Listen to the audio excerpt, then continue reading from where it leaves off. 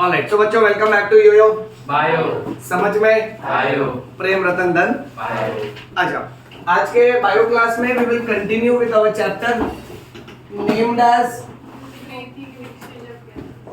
Yes.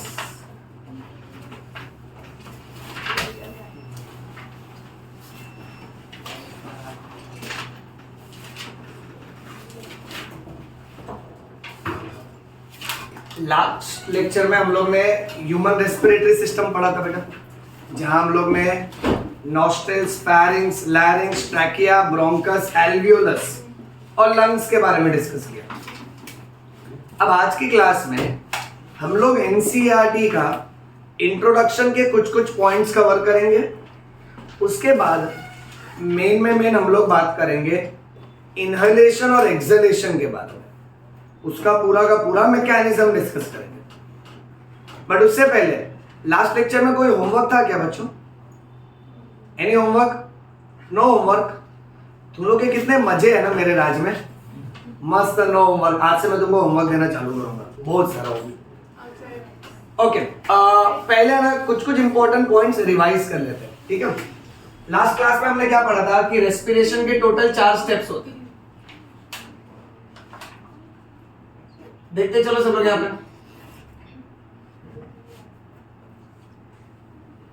अच्छा, क्या respiration और ब्रीदिंग सेम होता है क्या? नहीं। तुमने सिर्फ हवा अंदर लिया और बाहर रिलीज किया, उसको ब्रीदिंग बोलते हैं। बट रेस्पिरेशन मतलब वो हवा में जो ऑक्सीजन है वो तुम्हारे एक सेल के अंदर गया और सेल के अंदर जाके वो ग्लूकोज को तोड़ता है। ओके, सो इसलिए हम लोग देखते हैं कि रेस्पिरेशन के 4 स्टेप है। पहले स्टेप को कहते हैं ब्रीदिंग, सेकेंड स्टेप को हम लोग बोलते हैं external respiration, third step will be internal respiration and fourth step cellular respiration. इतना याद है लास्ट लेक्चर से? अच्छा, ब्रीदिंग में अल्टीमेटली क्या होता है? ब्रीदिंग में सिर्फ और सिर्फ एक्सचेंज ऑफ गैस होता है बेटा, मिक्सचर ऑफ गैसेस में से ऑक्सीजन एटमॉस्फेयर एयर से होते हुए हमारे एल्वियोलस तक आता है बेटा, ये ब्रीदिंग। देखते जाओ ध्यान से।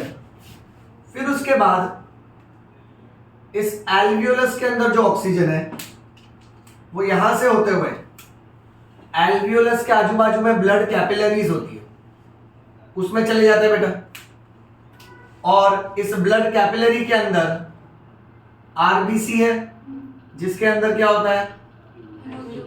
हाँ।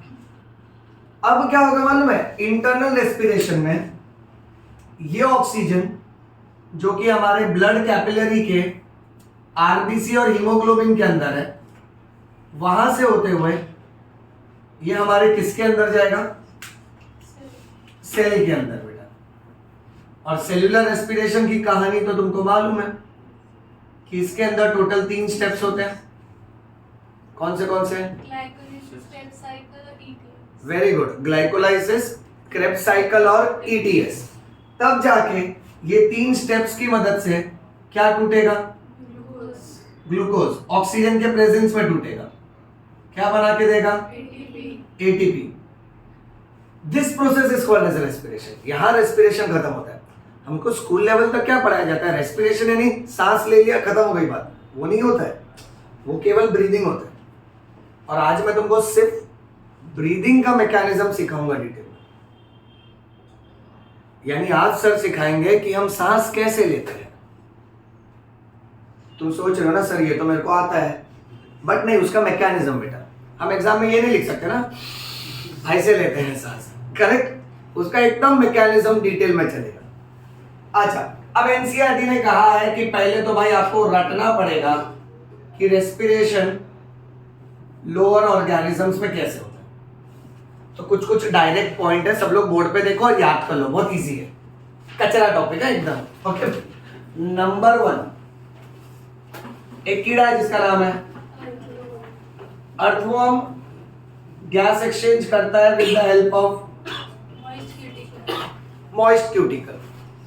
क्यूटिकल क्या होता है? उसका बॉडी का कवरिंग, उसके वजह से हमारे पास स्किन है ना बेटा, जैसे अर्थवर्म का जो कवरिंग होगा उसको क्यूटिकल बोलने का, क्या बोलने का? हाँ। नेक्स्ट सेकेंड है इंसेक्ट्स। Common example cockroach. ये लोग कैसे सांस लेता है? इनको भगवान ने दिया है ट्रैकियल ट्यूब्स। क्या दिया बेटा? Tracheal tube. हाँ, देखते चलो। थर्ड फाइलम याद है कौन सा? सिलेंटेरेटा। फिर पोरीफेरा वाले स्पॉन्जेस और फ्लैटवर्म्स।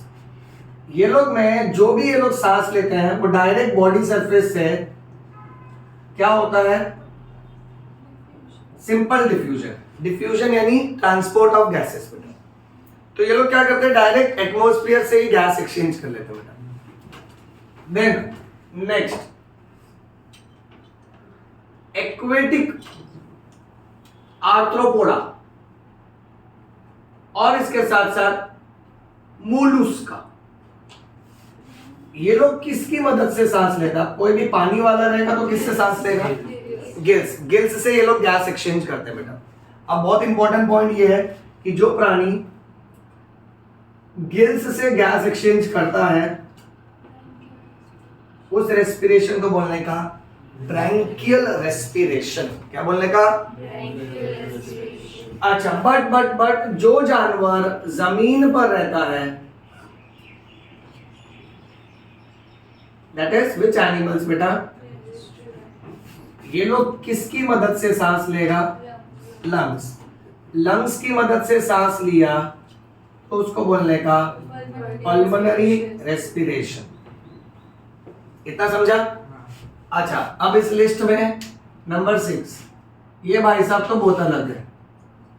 ये चाहे ना तो अपने स्किन से भी सांस ले सकता है। स्किन से सांस लिया तो उसको बोलने का क्यूटेनियस रेस्पिरेशन। क्या बोलने का? अब जब ये पानी में रहता है तो स्किन से सांस लेता है और जमीन पे रहेगा तो लंग्स से सांस लेता है। और लंग्स वाले को क्या बोलता है? Pulmonary respiration. ओके, चलो last point number 7, Pisces. Pisces मतलब फिश। इनमें कौन सा रेस्पिरेशन होगा? बराबर ना बेटा? रिकलेक्ट करो, ब्रैंकियल यानी किससे? Gills. Next amphibian, reptile, Aves और मैमल्स। ये लोग में पल्मोनरी होगा यानी किसकी मदद से? देखो टोटल 8 पॉइंट हो गया बेटा। मस्त में एनसीईआरटी का सेकंड पैराग्राफ कवर हो गया पूरा। ओके, एक बार रिकलेक्ट करते हैं, सब लोग मेरे साथ आंसर करो। अर्थवर्म किसकी मदद से सांस ले रहा है? Moist cuticle. क्यूटिकल यानी उसका कवरिंग बेटा। ओके, इंसेक्ट्स और कॉकरोच किसकी मदद से सांस ले रहे हैं? Tracheal tubes. सिलेंटेरेटा, स्पॉन्जेस और flatworm simple diffusion. Aquatic arthropod और मोलस्का गिल्स। गिल्स वाले ब्रीदिंग को क्या बोलना है? अच्छा, नेक्स्ट टेरेस्ट्रियल एनिमल्स किसकी मदद से सांस लेते हैं? लंग्स मतलब फ्रॉग्स के पास 2 रास्ता है। जब वो पानी में है तो स्किन से सांस लेगा, उसको क्या बोलने का? क्यूटेनियस। क्या बोलने का? और जब लैंड पे रहेगा तो लंग्स से, उसको क्या बोलेगा? Pulmonary respiration. इतना समझे बेटा? अच्छा, फिर तुम लोग नोटिस करो, ये तो अपना शॉर्ट ट्रिक है ना परम, उसमें से पी अलग कर दो, पाइसेस, और बाकी सब अलग। सो पाइसेस में गिल्स और बाकी सब में लंग्स। इतना समझा बच्चों? अच्छे से समझा ना? ओके, अब नेक्स्ट देखो, ये जो पूरा चैप्टर है ना बेटा, अगर मैं प्यार से साधारण भाषा में तुमसे कहूं, ये चैप्टर है कहानी एक सास की। हिंदी सीरियल वाला सास बहू नहीं है, ये एक ब्रेथ की स्टोरी है। मैं तुमसे कहूं, देखो आज के क्लास में जो सिखाऊंगा ना वो तो थोड़ा मैडनिंग है ही, बट आने वाले 2 या 3 लेक्चर के बाद जब तुमको पता चलेगा कि ये कैसे हो रहा है और अंदर क्या क्या हो रहा है, कौन सा गैस किधर एग्जैक्टली गया, ऑक्सीजन को कैसा सेल तक पहुंचाना है, पूरा पहुंचा के आएंगे बेटा। आधा रास्ता छोड़ेंगे नहीं। ओके, तो ये बहुत फैंटास्टिक पार्ट है आज का लेक्चर, और आने वाला कम से कम 2 से 3 लेक्चर के बाद तुमको समझेगा कि हम एक ब्रेथ एग्जैक्टली कैसे लेते। कभी कभी मन में लगता होगा सर हमको तो मालूम है हम ऐसे ले रहे ब्रेथ, नहीं नहीं बेटा, ये कैसा है, ये इसका mechanism, see our body knows what it does, still we have to study what it does. You understand बेटा? Okay, तो अभी ना मैं जो लिख रहा हूं वो देखो, अभी हम बात कर रहे हैं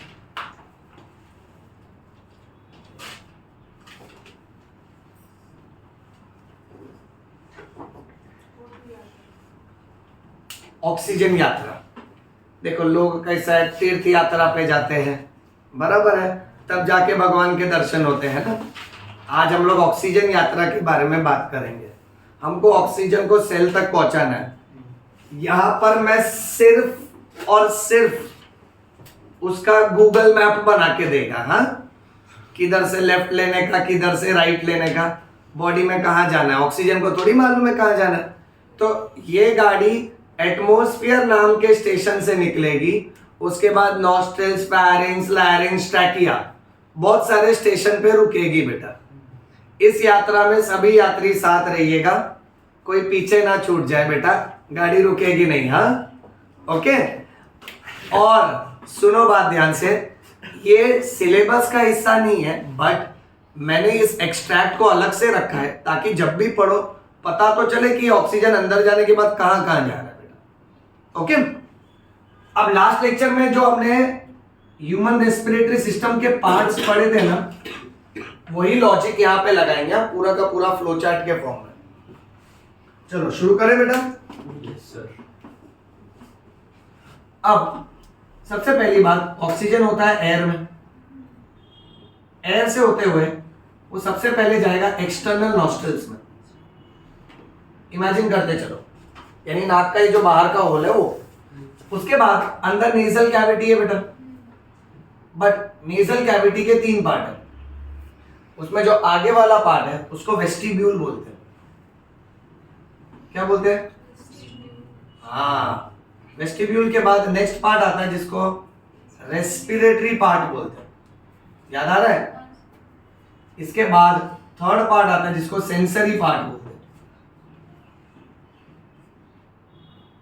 अच्छा, सेंसरी पार्ट के बाद वो हवा जाएगा इंटरनल नॉस्ट्रिल्स में। याद आ रहा है, नाक के अंदर भी होल होता है ना बेटा, इसको हम लोग इंटरनल नेयर्स भी बोलते हैं बेटा। अच्छा, उसके बाद ये हवा जाती है फेरिंग्स में, बट फेरिंग्स का 3 टुकड़ा है। पहले हवा जाएगी नेजोफेरिंग्स में, उसके बाद ये हवा जाती है ओरोफेरिंग्स में। Any guess? इसके बाद लैरिंगोफेरिंग्स। पिछले क्लास में बताया था ना बेटा।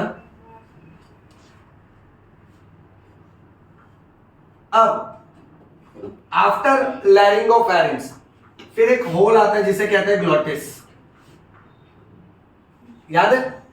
ओके, अच्छा, ग्लॉटिस के बाद okay it goes into larynx, then trachea, which is also referred to as windpipe. Okay, now trachea के बाद एक एक नेमिंग देखना। प्राइमरी ब्रोंकस पहले,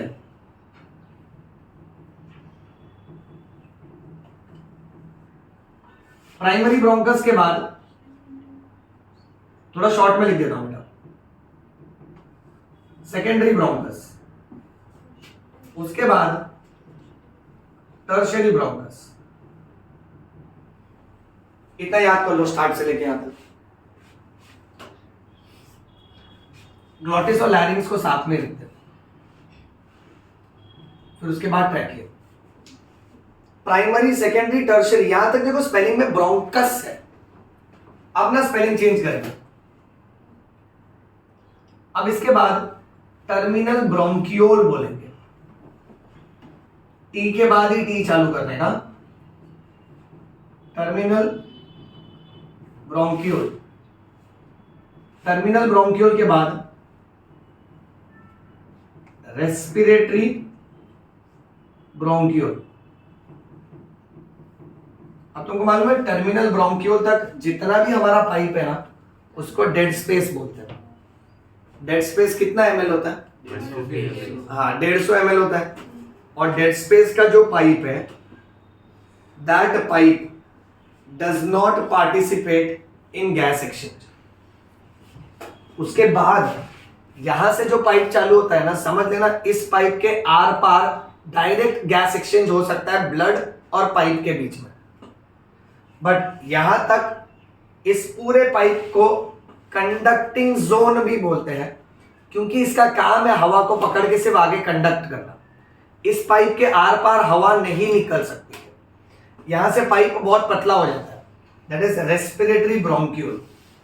रेस्पिरेटरी ब्रोंक्यूल के बाद एल्वियोलर डक्ट। अच्छा तुमको आज एक और बात एक्स्ट्रा सिखा था। एल्वियोलर डक्ट के बाद ना ये देखो क्या आता है, एट्रिया कहां सुना है? एट्रिया और एट्रियम और वेंट्रिकल ये सब हार्ट का ना, हार्ट के चेंबर है। हार्ट के ऊपर के चेंबर को एट्रिया बोलते हैं। अब याद रखो एट्रिया है ना हमारे रेस्पिरेटरी सिस्टम में भी होता है, बहुत रेयर इंफॉर्मेशन है। ओके, एल्वियोलर डक्ट जो रहता है ना पतला सा पाइप, उसके बाद जो पाइप बनता है उसको एट्रिया बोलते हैं। फिर बलून लाइक स्ट्रक्चर का ग्रुप बनता है जिसको एल्वियोलर सैक बोलते हैं। एल्वियोलर सैक में एक बलून लाइक स्ट्रक्चर को एल्वियोलस बोलते हैं। अब डायग्राम देखना, मान लेते हैं ये एक एल्वियोलस है एंड इसके आजू बाजू में ब्लड कैपिलरी होती है बेटा। अब और डिटेल में घुसेंगे, सब लोग ध्यान देना। एल्वियोलस में सबसे पहले यहां आती है ये स्क्वेमस एपिथेलियम। कौन सी एपिथेलियम है? Squamous epithelium. उसके बाद उस स्क्वेमस एपिथेलियम का ये बेसमेंट मेम्ब्रेन है, फिर कैपिलरी का बेसमेंट मेम्ब्रेन आएगा और उस बेसमेंट मेम्ब्रेन के बाद कैपिलरी के अंदर भी स्क्वेमस एपिथेलियम है। बट ब्लड कैपिलरी का जो स्क्वेमस एपिथेलियम है उसको एंडोथीलियम बोलते हैं। क्या बोलते हैं? एंडोथीलियम। अब ये सब भी लिखेंगे क्योंकि देखो हमने ऑक्सीजन को यहां तक पहुंचा है ना। अब ये आर पार होके पहले स्क्वेमस एपिथेलियम को पार करेगा, फिर दोनों के बेसमेंट मेम्ब्रेन को पार करेगा और फिर इसके स्क्वेमस एपिथेलियम को पार करेगा। तो यहां से फ्लो चार्ट में यहां कंटिन्यू करता हूं। अब ये ऑक्सीजन सबसे पहले स्क्वेमस एपिथेलियम के आर पार जाएगा और ये स्क्वेमस एपिथेलियम किसके अंदर है? एल्वियोलस के अंदर। उसके बाद ये कौन से मेम्ब्रेन में जाएगा बेटा? Basement membrane. बट मेरे को एक एक चीज स्पेसिफिकली लिखनी पड़ेगी। ये बेसमेंट मेम्ब्रेन एल्वियोलस वाला है, फिर वो वापस से बेसमेंट मेम्ब्रेन के आर पार जाएगा। अब ये बेसमेंट मेम्ब्रेन किसका है? Alveolar capillary. वेरी गुड बेटा।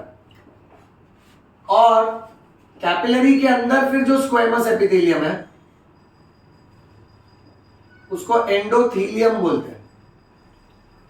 क्या बोलते हैं उसको? फिर वहां से होते हुए वो अल्टीमेटली एक आरबीसी के अंदर जाता है और आरबीसी के अंदर क्या होता है? Haemoglobin. And then haemoglobin will carry to heart और हार्ट उसको पंप करेगा, तब जाके this blood will be supplied to different cells of the body और तब जाके ऑक्सीजन एक एक सेल तक पहुंचता है। देखो this is called as oxygen यात्रा। काफी लंबी यात्रा है बेटा, बट सोचो ना हमारे लिए तो इतना किए फिर ऑक्सीजन पहुंच गया हर सेल तक। ओके, बट उसका एग्जैक्ट पाथवे यही है। इनफैक्ट मैंने तो हार्ट का भी लिखा नहीं है। सोचो सर्कुलेशन चैप्टर मैंने तुमको पढ़ाया तो तुम लोग ये कनेक्ट भी कर पाओगे।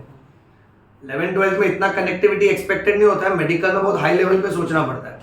और मैं तुमको वही पॉइंट ऑफ व्यू से बता रहा हूं कि जब ये ब्लड में ऑक्सीजन आया यानी ये ब्लड ऑक्सीजनेटेड हो गया, Oxygenated blood, if it is coming to the heart, then it will be coming through 4 pulmonary veins. तो हार्ट में वो पहले लेफ्ट एट्रियम में आएगा, फिर लेफ्ट एट्रियम के बाद बाइकस्पिड वाल्व के थ्रू लेफ्ट वेंट्रिकल में गिरेगा, लेफ्ट वेंट्रिकल के बाद एओर्टा में जाएगा, और एओर्टा बॉडी के हर ऑर्गन में आर्टरीज के फॉर्म में डिवाइड होएगा। आर्टरीज जो है वो आर्टीरियोल्स के फॉर्म में डिवाइड होंगी, आर्टीरियोल्स फिर कैपिलरी के फॉर्म में डिवाइड होगी, और कैपिलरी सेल्स के साथ डायरेक्ट गैस एक्सचेंज करते हैं ना, तब जाके हम लोग बोलते हैं कि ऑक्सीजन सेल तक पहुंचे। आप एक पल के लिए इमेजिन कर पा रहे हो कि हम लोग क्या बात कर रहे हैं? Okay, that is the most charming part of this biology बेटा। ओके, एनीवे मैं वापस से कहता हूं, ये तो केवल इंट्रोडक्शन है, चैप्टर ये आगे चलेगा ना, this is as maddening as a circulation. जितना हार्ट वाले चैप्टर में एक्साइटिंग इंटरेस्टिंग पॉइंट्स थे ना, उतने ही एक्साइटिंग और इंटरेस्टिंग पॉइंट्स ये लंग्स वाले चैप्टर में बच्चों। ओके, मैं स्टेप बाय स्टेप तुम्हारे दिमाग को ट्रेन करते जाऊंगा। तुम लोग सिर्फ क्या करना मालूम, हर लेक्चर में स्टेप बाय स्टेप रिवाइज करते रहना बेटा। नहीं तो क्या होगा मालूम है, जब मैं एकदम हाई लेवल बात करूंगा ना, तो मैं सोचूंगा कि मेरे बच्चों को प्रीवियस लेवल आता है, और वो तुमको नहीं आएगा ना, तो तुम लोग से कनेक्ट नहीं कर पाओगे। और अगर कनेक्ट किया ना, तो तुमको पता चलेगा कि अरे हम लोग बॉडी के अंदर घुस गए एकदम, और बॉडी के अंदर के सेल के अंदर ऑक्सीजन किधर एग्जैक्ट जा रहा है उसका एक एक हिसाब किताब ले रहे हैं हम लोग। ओके, चलिए, so this is all about the journey of oxygen from the atmosphere to our cell. Now moving on, एक छोटा सा पार्ट रह गया था जो मुझे अभी भी याद है। तुम लोगों ने मुझे लास्ट क्लास में भी बोला था कि हमारा डिस्कशन बाकी है रिगार्डिंग, मैं तुमको ढूंढने बोला था ना, ये कुछ नॉलेज मिला इससे रिलेटेड आप लोग को? शेयर करो आकांक्षा। हाँ, और वो एज अ मसल भी काम करती है। Correct, right. तो ये अपने पैर में होता है, पैर में एग्जैक्टली कहाँ पर होता है? सर घुटने के नीचे होता है। ओके, तो हम लोग एक बात बोले सिंपल लैंग्वेज में, peripheral heart is nothing but which muscles?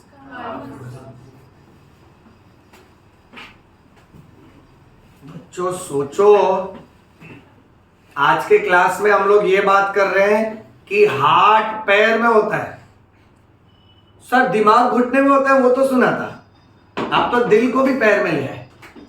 नहीं, ये कोई जोक नहीं है, ये एक मेडिकल इंफॉर्मेशन है, इसको पेरिफेरल हार्ट बोलते हैं, और बहुत कम लोगों को इसके बारे में मालूम होता है। काफ मसल्स को पेरिफेरल हार्ट बोलते हैं बच्चों।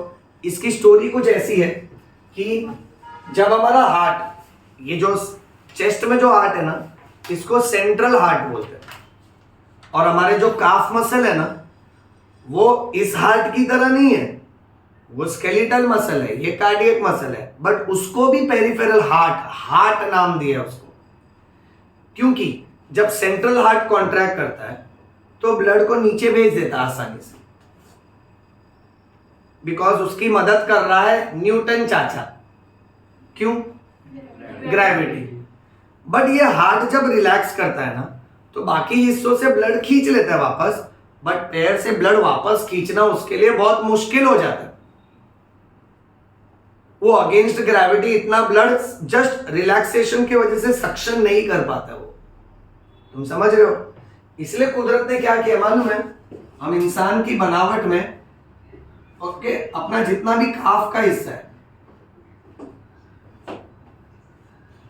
ये वाला पार्ट बेटा, ये मसल देने का मेन रीजन यही है कि ये क्या करता है, हमारे पैर के अंदर जो ब्लड वेसल्स है, ये देखो, तो ये मसल फाइबर्स इस ब्लड वेसल्स के आजू बाजू में होते हैं बेटा, और इस वेन के अंदर रेगुलर इंटरवल्स पे क्या लगा होता है? वाल्व।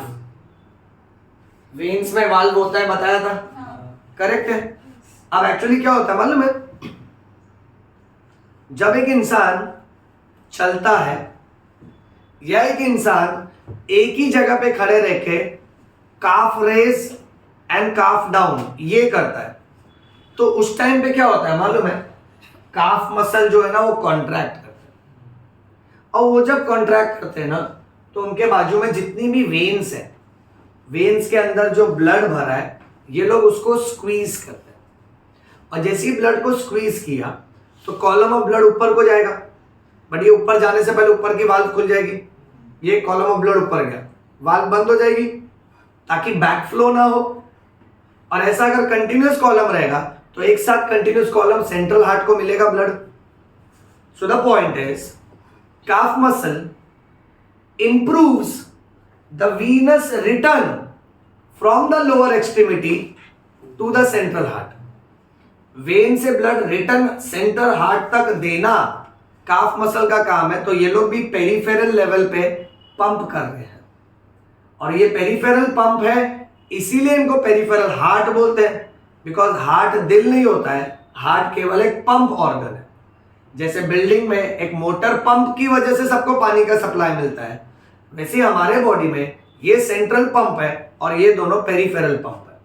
इसलिए एक मजाक भी ऐसा हो जाता है, अगर किसी से पूछे कि इंसान के पास टोटल कितने हार्ट है, तो मेडिकल कॉलेज वाले they take great pride in answering this question कि we have total 3 heart. Normal public को लगता है इसको इतना भी नहीं मालूम, हमारे पास एक ही हार्ट होता है। बट उनको मालूम है ये बहुत हाई लेवल फंडा है कि 3 हार्ट में से एक जो चेस्ट के अंदर है उसको नाम दिया गया सेंट्रल हार्ट, क्योंकि बॉडी के सेंटर में। बाकी 2 जो काफ मसल है उसको बोला जाता है पेरिफेरल हार्ट। इतना समझा सबको? अब एक लेवल अप, ध्यान से सुनना।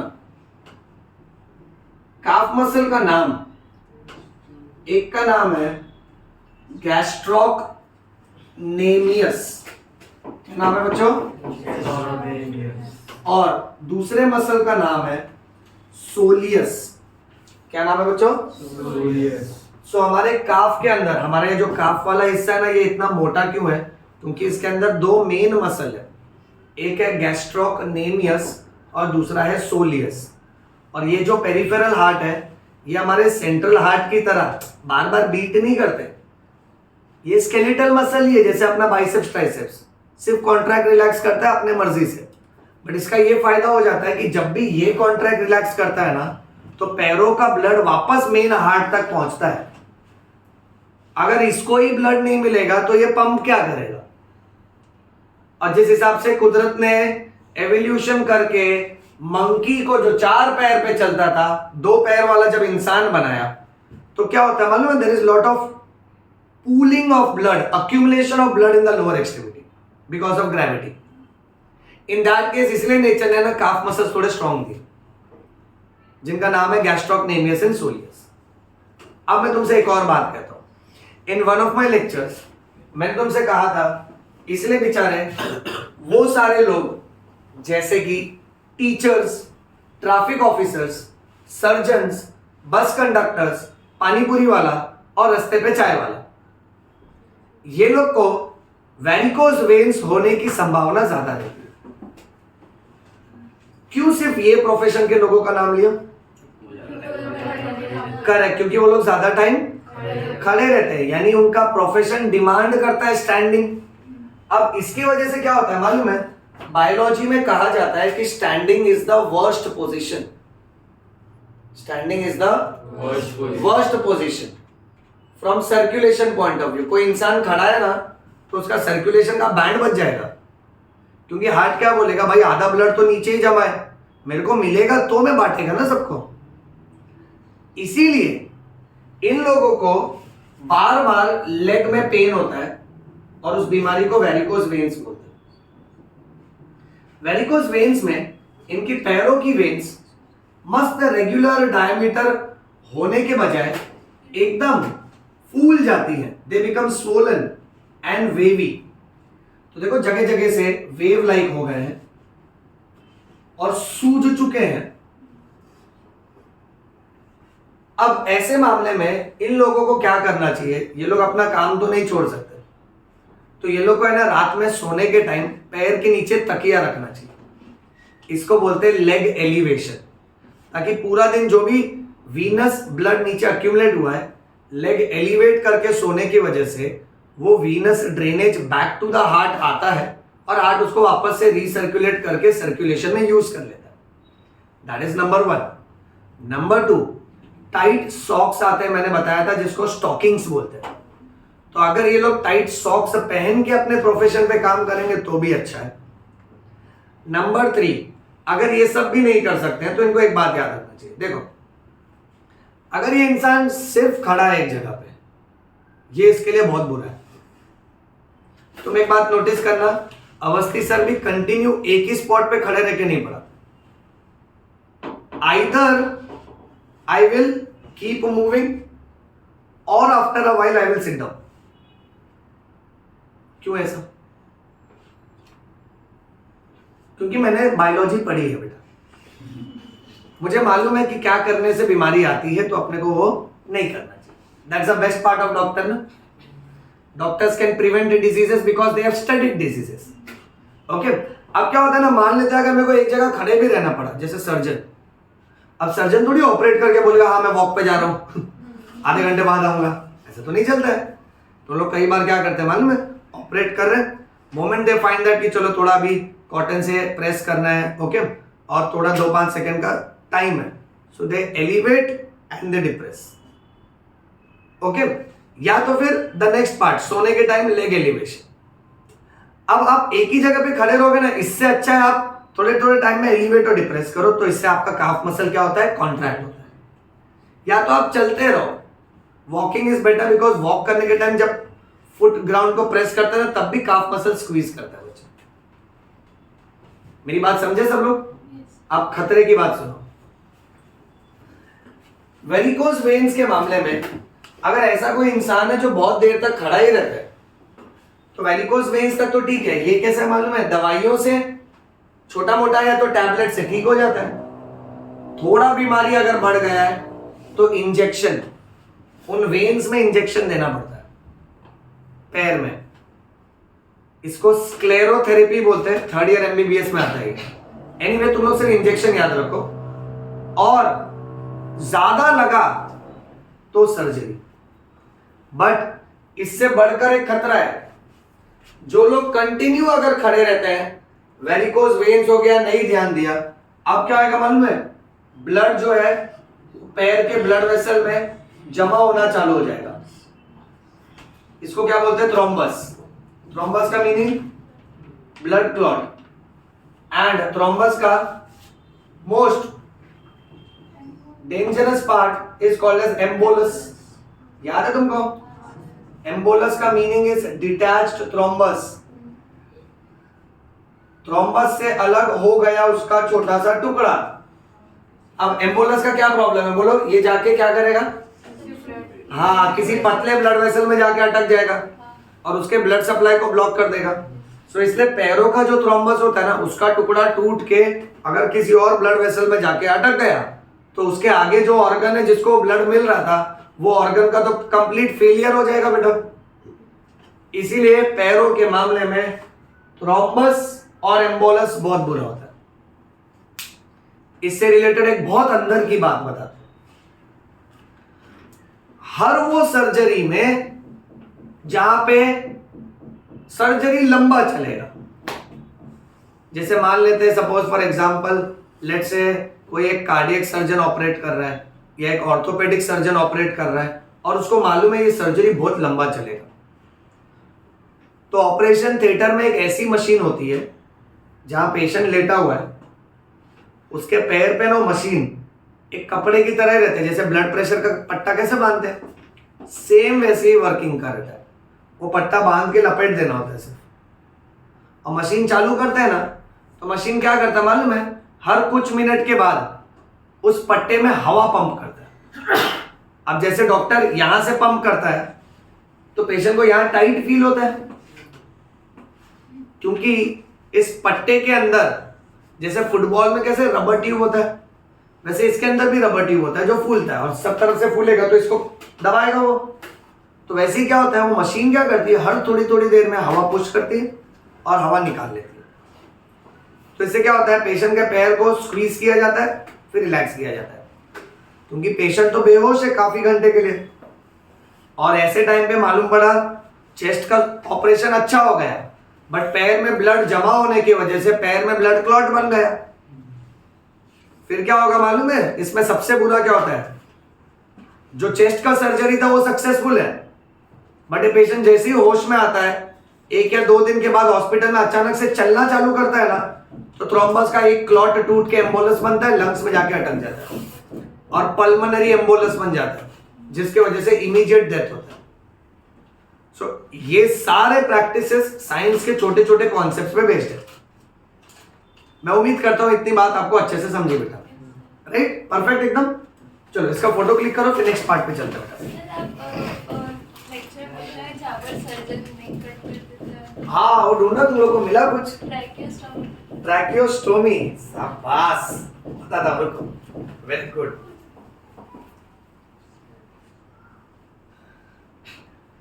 हो गया क्लिक?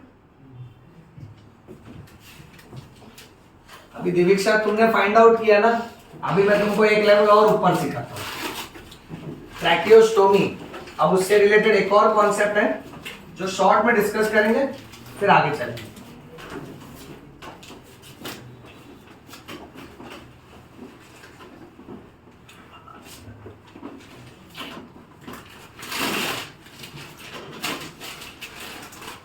सब लोग एक बार गूगल पे ट्रैकियोस्टोमी देखो ना, चेक करो।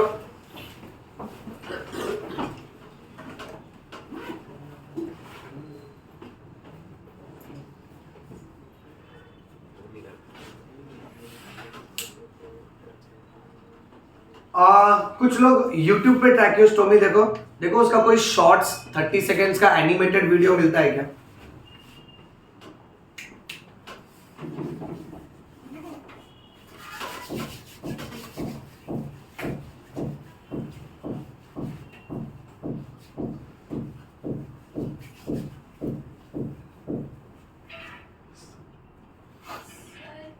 मिला कुछ? फोटो नहीं, अच्छा फोटो रखे रहो, वीडियो भी चेक करो।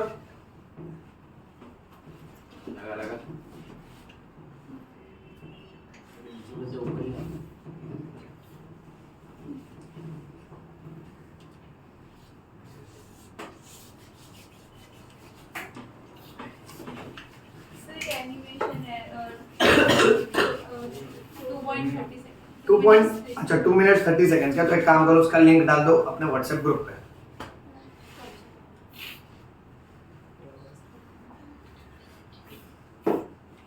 हाँ, ये भी अच्छा है, शॉर्ट वीडियो है। गले में देखो कट दिया जाएगा, ये गला है। हाँ?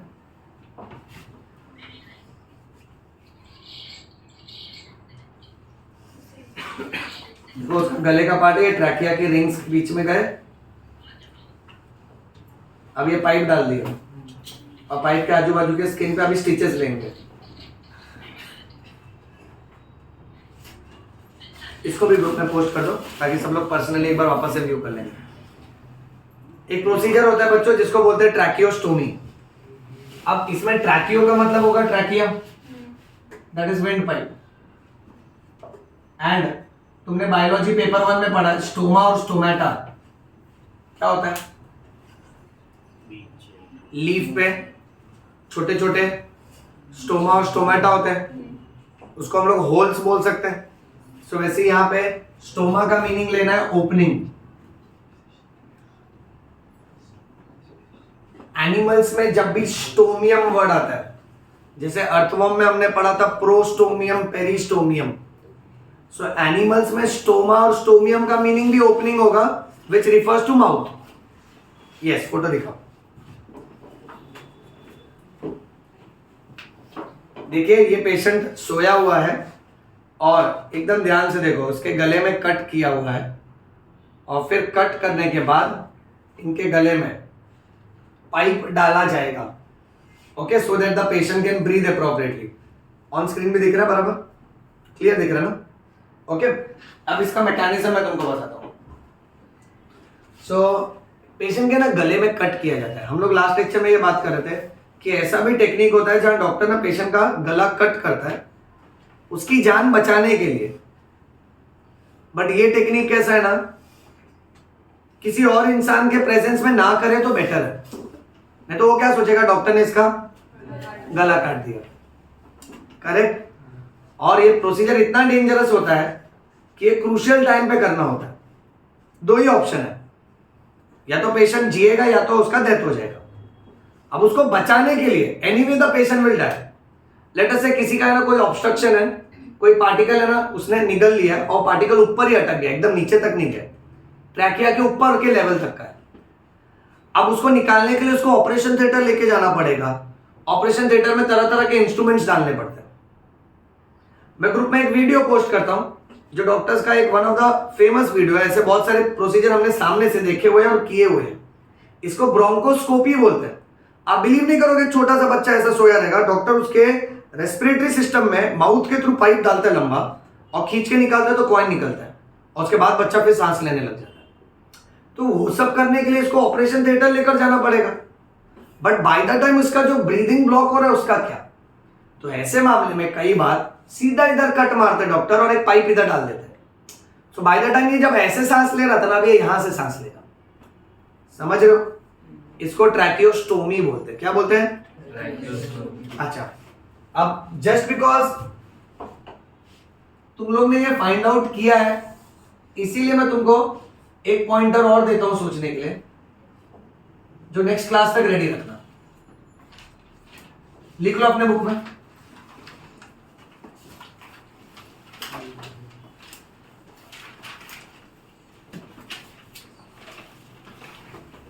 This will be the homework for next class.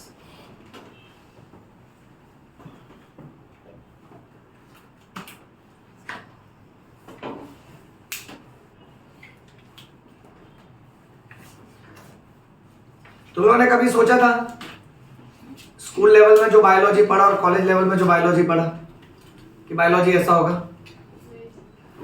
Medical field भी ऐसे ही होता है। मैंने भी कभी सोचा नहीं था। मेरे को ऐसा लगता था कि मतलब जब डॉक्टरी के बारे में सुना था, डॉक्टर बनना है, तो ऐसा लगता था हाँ होगा।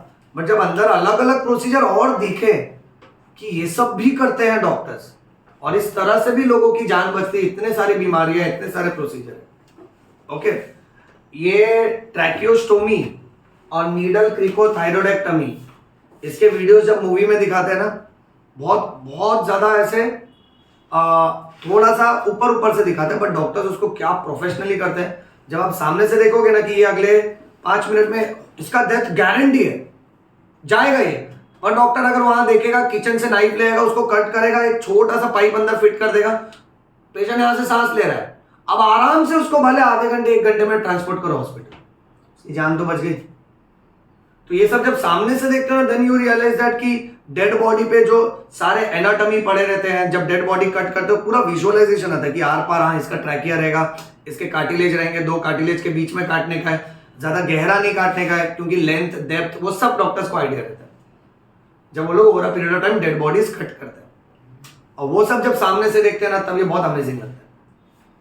और फिर पता चलता है कि हम लोग जो ये पढ़ाई करते हैं ना, ओके, और सारी की सारी पढ़ाई जो है वो सिद्ध हो जाती है। It is worth it in the end, and then it becomes a true that doctors are next to God. Not God, they are always next to God because nobody can take the priority and the place of God.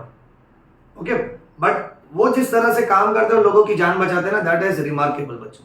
Okay, अच्छा, now moving on, last class में हमने जो जो points पढ़े थे उसके अंदर के अभी नीट लेवल के पॉइंट्स थोड़े और कवर अप करेंगे, ठीक है। Last lecture we spoke about human respiratory system.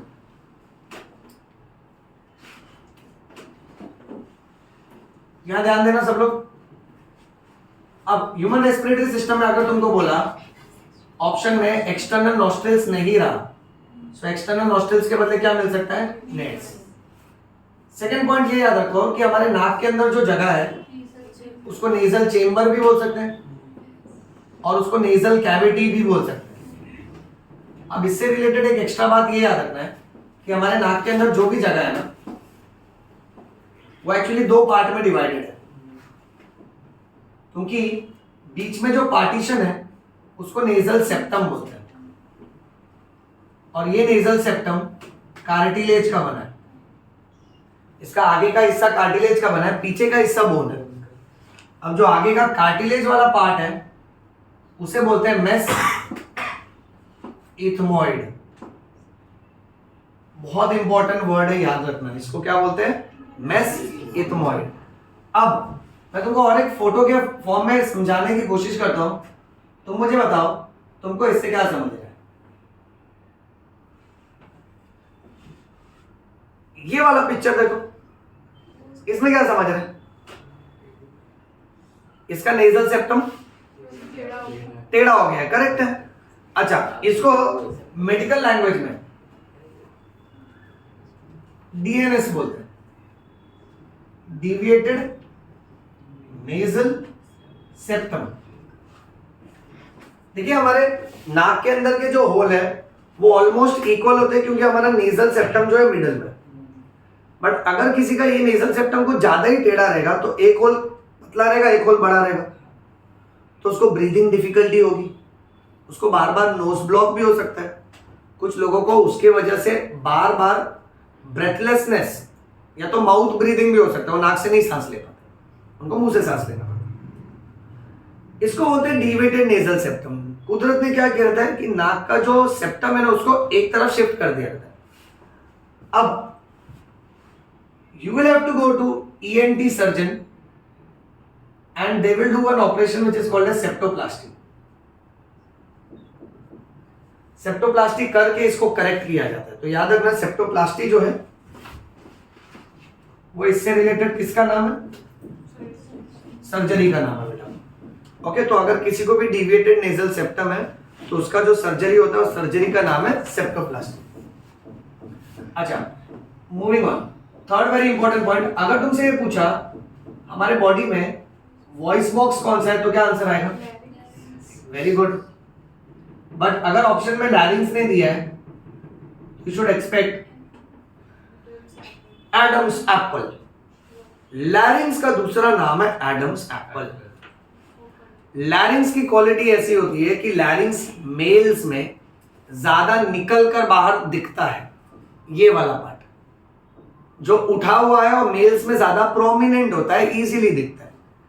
Females में इतना इजीली नहीं दिखता है क्योंकि मेल्स में टेस्टोस्टेरोन हार्मोन की वजह से, टेस्टोस्टेरोन हार्मोन की वजह से वो एक मेल का कैरेक्टर हो जाता है, ये समझे। और अगर किसी मेल में ये नहीं दिख रहा है तो टेंशन मत लेना, वो मेल है। ओके, जस्ट दैट वो थोड़ा फैटी होगा तो उसका कैसा है, नेक में कवर हो जाएगा। तुम लोग जो इधर उधर देख रहे हो ना, मैं तुम सबको घुसा मारूंगा, दुष्ट लोग कहेंगे। ध्यान दो यहाँ पे। अब इसका नाम रखा गया है एडम्स एप्पल। क्या नाम रखा है? Adam's apple. अच्छा, तुमको मालूम है एडम कौन था? दुनिया का पहला सुमित, तुम जानते हो एडम कौन था? नहीं जानती। दुनिया का पहला आदमी। दुनिया का पहला आदमी, करेक्ट। एडम के साथ और कौन आई थी? ईव। एडम और ईव का कहानी जानते हो? Adam and ewe.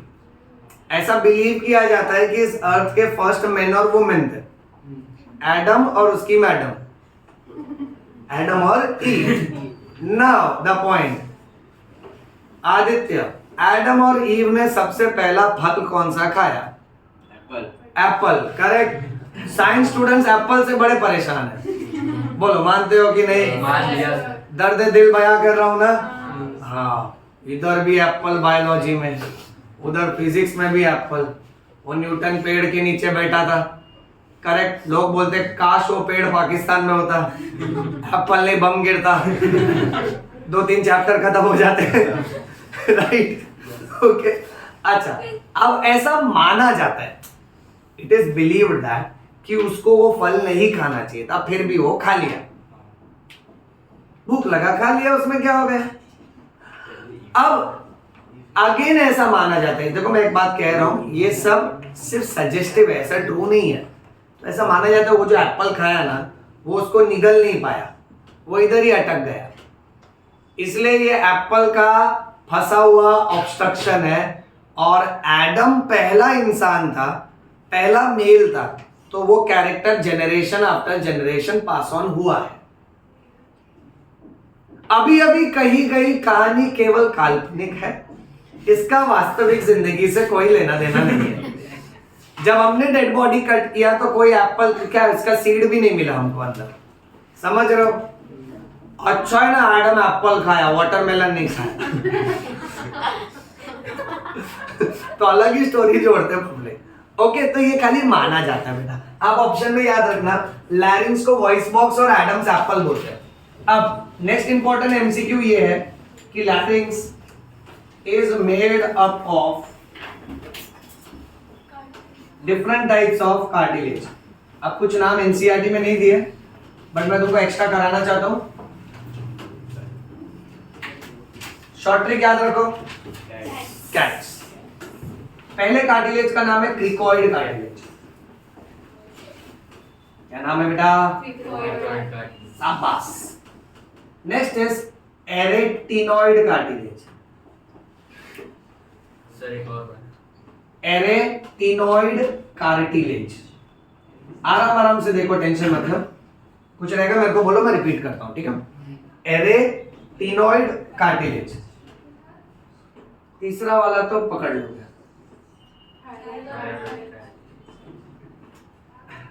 And last Santorini cartilage. मतलब कैसा है देखो, कार्टिलेज यानी सॉफ्ट बोन। तो जो हमारा लैरिंग्स का हिस्सा है ना, ये अलग अलग कार्टिलेज का बना है, और ये वो सारे कार्टिलेज के नाम है। अब इसमें से एक्स्ट्रा में ना कभी कभी है ना ये कवर अप होता है, ये तुमको बाय हार्ट करना है, क्योंकि सारे कार्टिलेज में से थायराइड कार्टिलेज लार्जेस्ट कार्टिलेज होता है। याद रखना, thyroid cartilage is the largest of all cartilages. अच्छा, मूविंग ऑन। फिर इसके बाद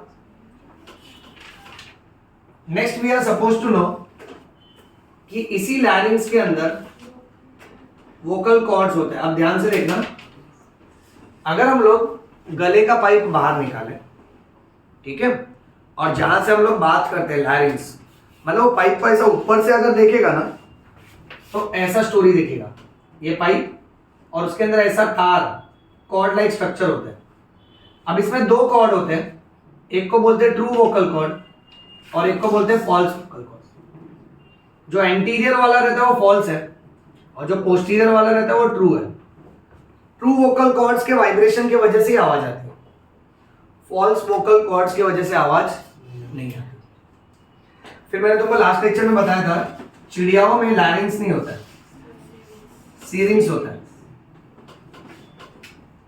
पता है कि वोकल कॉर्ड्स अलग अलग जानवर में अलग अलग तरीके से डेवलप है। हिप्पोपोटामस का कभी आवाज सुना है क्या? जैसे डॉग्स बार्क करते हैं, हाँ सुना है ना। कैट शेर चुप रहे, मारेगा ना। अच्छा, जैसे कैट्स म्याऊ म्याऊ करते हैं, वैसे हिप्पो का कोई स्पेसिफिक आवाज आता है क्या? हाँ सुमित। अच्छा, अब तुम लोग ये फाइंड आउट करना, हिप्पोपोटामस में कौन सा वोकल कॉर्ड होता है। ओके, सो वोकल कॉर्ड इन हिप्पोपोटामस। प्लस ये भी फाइंड आउट करना, एलिफेंट की क्या स्पेशलिटी है। एलिफेंट का नॉइज सुना है क्या? हाँ। उसका नॉइज ट्रम्पेट नॉइज कहा जाता है। ट्रम्पेट समझते हो? वो शहनाई बजती है ना जोर की, हाँ सर। लड़ाई या जंग से पहले या शादी में, वैसा एलिफेंट चिल्लाता तो कैसा आवाज आता है ना एकदम। हाँ, तो उस बारे में भी रीड करना। अलग अलग जानवरों में भगवान ने ये वोकल कॉर्ड्स अलग अलग पैटर्न में दिया और इसके थिकनेस और थिननेस के हिसाब से वॉइस का क्वालिटी चेंज होता है। इतना समझे? ओके, चलिए। Then moving on to most important concept. अब यहां से ना टॉपिक बहुत ज्यादा मेडिकल पॉइंट ऑफ व्यू चलेगा, ध्यान से सुनो। लंग्स के बारे में लास्ट लेक्चर में बात किया था बेटा। ओके, अब पॉइंट ऐसा है कि राइट लंग और लेफ्ट लंग, राइट लंग 3 टुकड़ों में डिवाइडेड है और लेफ्ट लंग में केवल 2 पार्ट्स है। फिर हमने ये भी पढ़ा था कि लंग्स के आजू बाजू में कवरिंग होती है, उस कवरिंग को प्लूरा बोलते हैं, इसको प्लूरल मेम्ब्रेन भी बोल सकते हैं। ये प्लूरा 2 लेयर में डिवाइडेड है, outer parietal pleura, inner visceral pleura. दोनों के बीच में जो जगह है that is called as pleural cavity, और प्लूरल कैविटी में जो पानी भरा है that is called as pleural fluid. इतनी स्टोरी याद है कि याद है? दिलाऊं क्या? नहीं सर। याद है ना? ओके, आगे भूल जाओगे मैं भड़क जाऊंगा बेटा, बहुत मेहनत से पढ़ाया। अब कहानी ध्यान से सुनो। लेट अस से सपोज ये हमारे दोस्त का लंग्स है बेटा, विजय दीनानाथ चौहान ये दोनों में से कौन सा लेफ्ट लंग है, कौन सा राइट है बेटा? ये वाला कौन सा है? ये लेफ्ट है कि राइट है? ए तुम लोग इशारों में मत बात करो, मैं इशारे में मारेगा। ये लेफ्ट है, शाबाश, बच गया बेटा, आज जी ले अपनी जिंदगी। और ये राइट है। राशि, क्यों ये लेफ्ट है और क्यों ये राइट है? वो लेफ्ट में जो टिल्टेड है क्योंकि वहाँ पे हार्ट। हाँ यस, क्योंकि यार हार्ट प्रेजेंट रहेगा तो उसमें नॉच आता है ना ऐसा। अगर मैं राशि से पूछा क्यों ये लेफ्ट क्यों ये राइट, अगर राशि बोलती है क्योंकि ये लेफ्ट साइड पे इसलिए left, तो मैं उसको मार देता था। ऐसे बच्चे भी होते हैं, थोड़ा सिंपल लॉजिक में बात करते हैं। ओके, अब लंग्स के आजू बाजू में विजय ध्यान देते रहे, हाँ? नहीं तो मैं अब जोर का चिल्लाएगा बेटा, भले मेरा गला बैठ जाएगा फिर भी मैं चिल्लाएगा। सुमित देख रहे हैं ना? हाँ, अब लंग्स के आजू बाजू में ये जो कवरिंग है इसको प्लूरा बोलेंगे। ये जो बाहर वाली कवरिंग है दिस इज राइटल प्लूरा, और जो अंदर वाली कवरिंग है दिस इज विसरल प्लूरा। और दोनों प्लूरा के बीच में यहाँ पतला सा पानी का लेयर होता है, प्लूरल कैविटी जिसमें पानी भरा है, इसको प्लूरल फ्लूइड बोलते हैं। समझे सब लोग? हाँ जी। अब सुनो, लास्ट लेक्चर कहानी यहाँ तक छोड़ दिया था कि अगर ये पानी बढ़ गया ना तो इसको प्लूरल एफ्यूजन बोलते हैं। और प्लूरल एफ्यूजन अगर हुआ यानी पेशेंट को या तो टीबी है या तो फिर, बट इंडिया में सबसे कॉमन कॉज क्या है? टीबी। सौरभ, टीबी का फुल फॉर्म ट्यूबरक्लोसिस। सुना सबने ध्यान से? सौरभ भी स्कॉलर है। तुम लोग क्या तब तक आ रहे हो उसको? हाँ धीरे धीरे प्यार से, हौले हौले। तुम मारेगा उसको लग जाएगा तो बेटा सर अभी मुझे भी तो लगा। हाँ, टीबी का फुल फॉर्म ट्यूबरक्लोसिस, ये समझे? मारूंगा अलग कैमरा के बाहर मारूंगा। अच्छा नेक्स्ट, फिर उसके बाद अगर ये पानी बहुत ज्यादा हो गया तो एक सुई मार के पानी खींचना पड़ता है, उसको बोलते हैं प्लूरल टैपिंग। क्या बोलते हैं? Pleural tapping. जब ये पानी एक्सेस भर जाता है तो। लास्ट लेक्चर में देखो मैंने भले मजाक में तुमसे एक बात कही थी, बट वो बात बहुत ट्रू है। हमारे हार्ट के आजू बाजू में भी पेरिकार्डियल कैविटी होती है, उसमें भी पानी होता है जिसको पेरिकार्डियल फ्लूइड बोलते हैं। और अपने भारत देश में गाना बनता है दिल का दरिया बह ही गया, बराबर है। अब वो दरिया नहीं है क्योंकि वो मुश्किल से 10 ml पानी होता है बेटा, बढ़ चढ़ के ज्यादा से ज्यादा रहेगा तो है ना 50 ml के आसपास रहता है, ज्यादा से ज्यादा, तो वो कोई दरिया नहीं। आप बात ध्यान से सुनना, एक लेवल आप सिखा रहा हूं। अब जैसे यहां पर प्लूरल एफ्यूजन होता है वैसे ही पेरिकार्डियल एफ्यूजन भी हो सकता है। अगर आपके हार्ट के आजू बाजू में पानी बहुत ज्यादा, मान लेते हो दरिया बन गया, मान लेते दिल का दरिया बन ही गया, बह ही गया नहीं, बन ही गया। अब वो पानी क्या करेगा? हार्ट के मसल को कॉन्ट्रैक्ट रिलैक्स नहीं करने देगा क्योंकि वो पानी प्रेशर एक्सर्ट करेगा। इसको कार्डियक टेम्पोनेट बोलते हैं। कार्डियक टेम्पोनेट की वजह से पेशेंट को कार्डियक शॉक होता है, उसका हार्ट अचानक से बंद हो जाता है। फिर अपने को उसमें भी सेम पेरिकार्डियल टैपिंग करना पड़ता है, हार्ट के आजू बाजू में जो पानी है वो निकालना पड़ता है ताकि पेशेंट की जान बच जाए, और तब हम लोग कह सकते हैं दिल का दरिया बह गया। यू गेट दैट पॉइंट बेटा?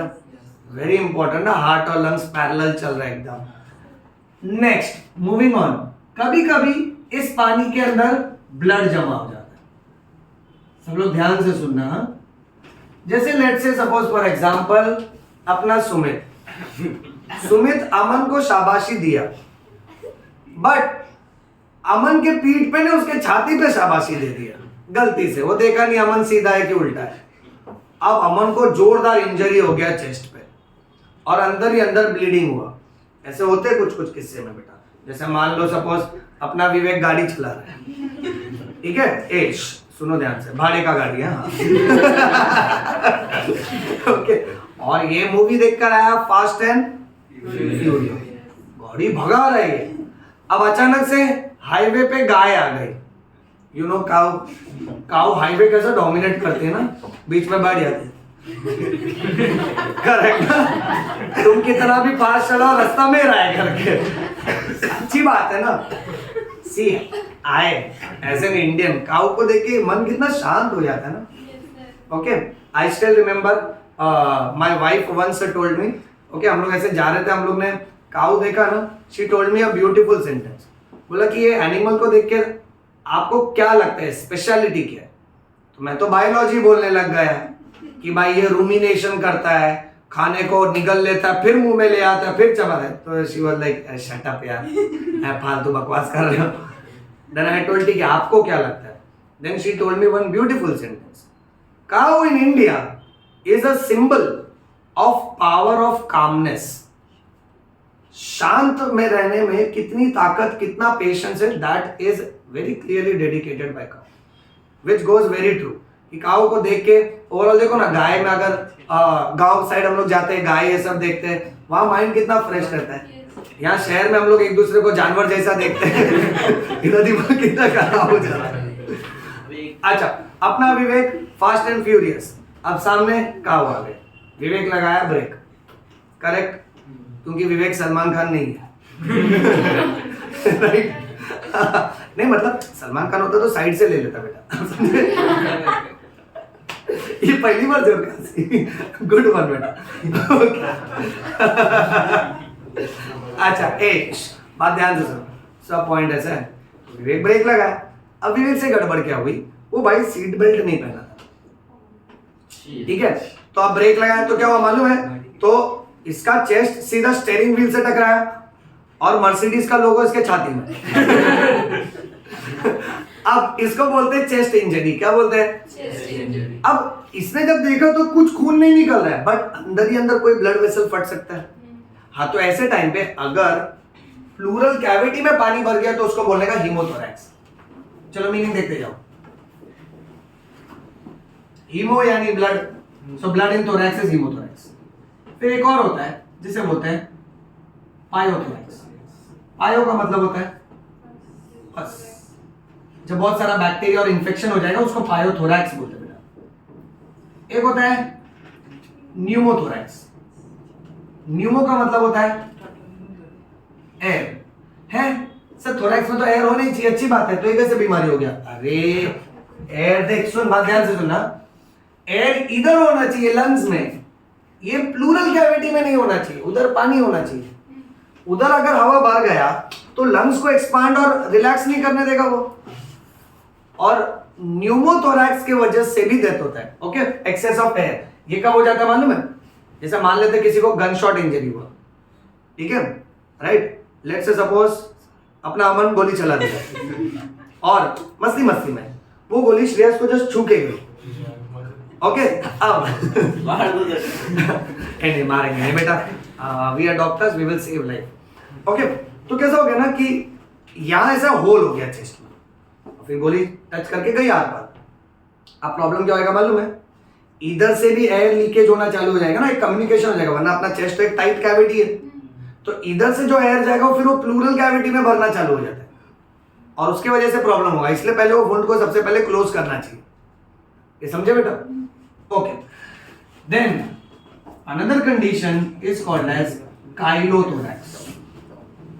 सोचो, थोरैक्स के अंदर काइल जमा हो जाएगा। काइल का मतलब होता है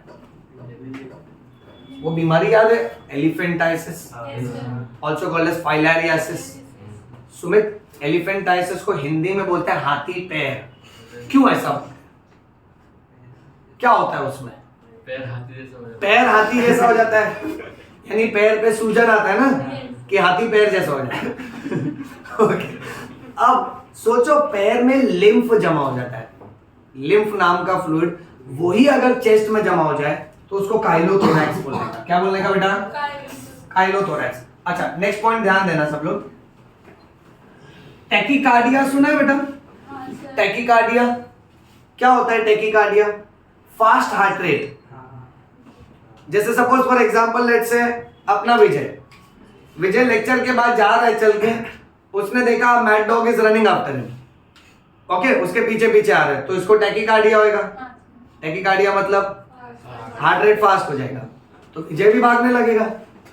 फिर Vijay realise it was not mad dog, it was Vivek running after him.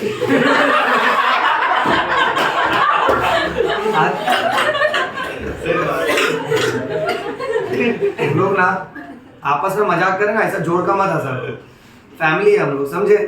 हाँ, नहीं सीन तो सुनो, मतलब confusion. Vivek had participated in fancy dress competition where he had become like a mad dog. So इतना रियल हो गया था ना कि वो बेचारा कंफ्यूज हो गया. ओके, अब थोड़े टाइम बाद फिर इसका हार्ट रेट धीरे धीरे कम होने लगे, तो ये एकदम रिलैक्स होने लगा. मस्त उधर कुर्सी उर्सी डाल के जूस वूस पी के बोले हाँ विवेक मस्त लग रहा है और एक बार करें. अब इसका हार्ट रेट एकदम स्लो हो गया, तो उसको ब्रैडिकार्डिया बोलेंगे. अब थोड़ा ग्रामर चेंज करते हैं. यहाँ देखो, यहाँ अपने पास दो वर्ड है, टैकिपनिया और bradypnoea. This is fast breathing rate and this is slow breathing rate. NCERT में देख के बताओ नॉर्मल ब्रीदिंग रेट कितना दिया है? राइट हैंड साइड के पेज पर है. यस, उसी पेज पर दिवीक्षा चेक करो, फर्स्ट पैरा में है 12 to 16 minute times per minute. Correct. Normal breathing 12 to 16 breath per minute. अब एनसीईआरटी में दिया है तो डेफिनेटली वो तो इंपॉर्टेंट एमसीक्यू बनेगा. यानी एक मिनट में हम लोग 12 से लेकर 16 के बीच में सांस लेते. अगर कोई एक मिनट में 12 से कम सांसें ले रहा है तो ब्रैडिपनिया, और 16 से ज्यादा बढ़ गया उसका तो टैकिपनिया. एक और बात बता रहा हूं, नेक्स्ट ध्यान से देखना. एक होता है ऑर्थोपनिया. क्या होता है? ऑर्थोपनिया का मतलब होता है difficulty in breathing on lying down. कुछ पेशेंट को, खास करके अस्थमा जैसे पेशेंट को, ओके, या तो फिर एडवांस केस में ब्रोंकाइटिस है, ब्रोंकस में सूजन है, इन्फ्लेमेशन, पेशेंट को सांस लेने में तकलीफ हो रही है, बट अगर उसको आप सुला दोगे ना, लेटा दोगे, तो उसको और सांस लेने में तकलीफ होने लगेगी. उसको ऑर्थोपनिया बोलते हैं. ब्रीदिंग वाले पेशेंट को, जिसको सांस लेने में तकलीफ हो रही है, उसको कभी भी बेड पे ये पोजीशन नहीं देने का. उसको बेड पे अपने को ये पोजीशन देना है. समझ रहे हो? यानी उसको सेमी इंक्लाइंड रखना है. एकदम बैठा के भी मत रखो, एकदम लेटा के भी मत रखो. ठीक है, 2-3 पिलो रखो, उसको बैक पार्ट को रेस्ट करने दो, बाकी बॉडी पार्ट फ्लैट रहने दो. Next, dyspnoea. ये सब देख रहे हो, पनिया पनिया आ रहा है सब में. Okay, tachypnoea fast, bradypnoea slow, orthopnoea difficulty in lying down. Next, dyspnoea. In general difficulty in breathing होगा ना, उसको डिस्पनिया बोलते हैं बेटा, सांस लेने में तकलीफ. चलो एक और मजेदार बताओ.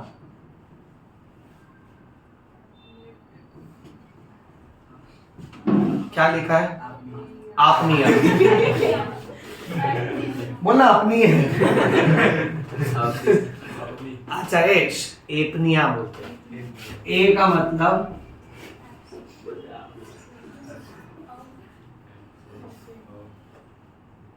सौरभ, इसका मीनिंग क्या है? इससे क्या समझ रहा है? एपनिया है पेशेंट को, मतलब क्या? सांस नहीं ले पा रहा है. सांस नहीं ले पा रहा है. Okay, absence of breathing. तो दो बातें हो सकती है, या तो फिर पेशेंट मर गया. मैं नहीं बोला, डेथ हो गया, एक्सपायर. थोड़ा सॉफ्ट वर्ड्स बोलो ना. मर गया, चल गया. हाँ, मतलब हम बचा नहीं पाए, ऐसा. जिंदा नहीं है. हाँ, जिंदा नहीं है. राइट, थोड़े सांस सॉफ्ट नहीं वर्ड्स. या तो वो योगा कर रहा है, अच्छा भी हो सकता है ना. मान लेते हैं अपना सुमित, ओके, अमन के साथ बैठ लगाया कि कौन ब्रीदिंग ज्यादा देर तक रोक सकता है. तो अमन बोला पहले तू ट्राई कर, तेरा टाइम लिमिट आधा घंटा है. तो सुमित चालू हो गया. अब आधे घंटे से वो सांस नहीं लेने की ट्राई करा, बीच में उसका मन किया सांस ले, अमन फिर भी उसका मुंह दबा रहा है, नहीं अब आधा घंटा तक वो सांस नहीं लेना. राइट. तो अगर इफ इन केस, पता है कोई डीप सी डाइवर्स होते हैं, पानी में कूद जाते हैं, सांस नहीं लेते, फिर Guinness book of world record में उनका नाम आता है. वो लोग सबको इसकी आदत होती है, एपनिया की. ये प्रैक्टिस से आता है. और अगर किसी बीमारी की वजह से वो सांस नहीं ले पा रहा है, okay, so that will indicate death. समझ रहे? चलिए, मूविंग ऑन. दिवीक्षा, एग्जैक्ट टाइम देखो कितना बज रहा है बेटा? कितना? 10:50. 10:50. ओके, हाँ, हिंदी बोला तो समझ गया. हम लोग ना अंग्रेज कहीं का. ब्रेक चले गया, इंग्लिश छोड़ गया। अच्छा, अब ब्रीदिंग के ना दो फेजेस होते हैं, एक होता है इनहेलेशन और दूसरा एक्सहेलेशन। सुन रहा है ना तू?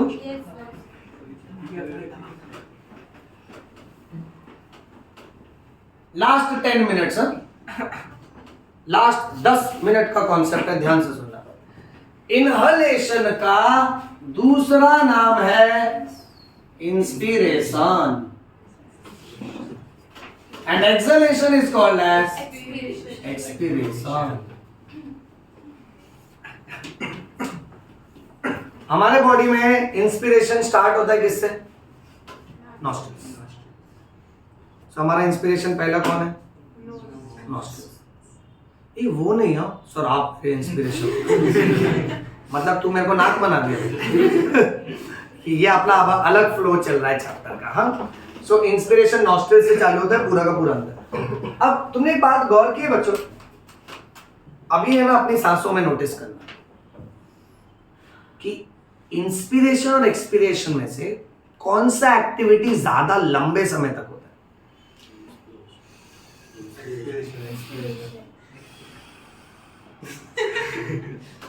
क्या लग रहा है तुम्हें ज्यादा लंबा प्रोसीजर कौन सा है?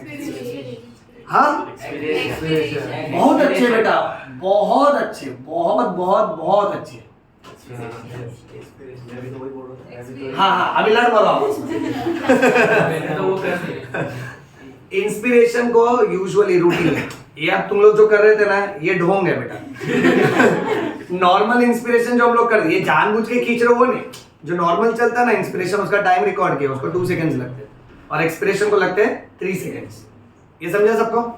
अच्छा, इंस्पिरेशन और एक्सपिरेशन में से कौन से प्रोसेस में तुमको ताकत लगानी पड़ती है और कौन सा प्रोसेस अपने आप हो जाता है? शाबाश शाबाश, 7 करोड़ कब मिलेंगे? मार खाओगे, दस टकेंगे। कब मिलेंगे? ग्रामर सुनो, इंस्पिरेशन एक्टिव प्रोसेस है और expiration passive process. Shreyas, what do you mean by active and passive? Sir active में एनर्जी लगता है और पैसिव में एनर्जी नहीं लगता। वेरी गुड, सबने सुना है ये? मैंने इसलिए श्रेयस को पूछा, सुमित को पूछता तो बोलता सर एक्टिव वॉइस और पैसिव वॉइस इंग्लिश ग्रामर है। ये बोलता 10th स्टैंडर्ड वाला बोलता है ये वो हो जाता कि भाई कुत्ता मेरे को काटा एक्टिव वॉइस, मैं कुत्ता को काटा।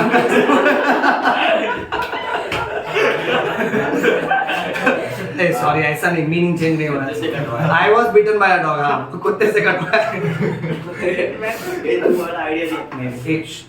एक्टिव पैसिव वॉइस का बेस्ट एग्जांपल देखो, हिंदी पिक्चर आपको बायोलॉजी तो खराब करता ही है, थोड़ा ग्रामर भी सिखा देता है। The song I remember very nicely, तेरे मस्त मस्त दो नैन मेरे दिल का ले गए चैन। एक्टिव वॉइस, मेरा दिल का ले गए चैन मस्त मस्त दो नैन। समझ रहे हो बेटा? सब कुछ है, सब नॉलेज है अपने आजू बाजू में। अच्छा, अब पहले इतना बायात कर लो, इसमें एनर्जी लगेगा। इंस्पिरेशन में ताकत लगता है ना सांस खींचने को बेटा, बट एक्सपिरेशन करने के लिए कितना ताकत लगता है? क्या करना पड़ता है? छोड़ देना अपना बस, करेक्ट। हाँ, तो ये 2 डिफरेंस हो गए। अब ना इसका आगे का जो कॉम्प्लिकेटेड पार्ट है उसके लिए 2 छोटे मोटे पार्ट है, यहाँ साइड में लिखता हूँ, तुम लोग ने सुना होगा।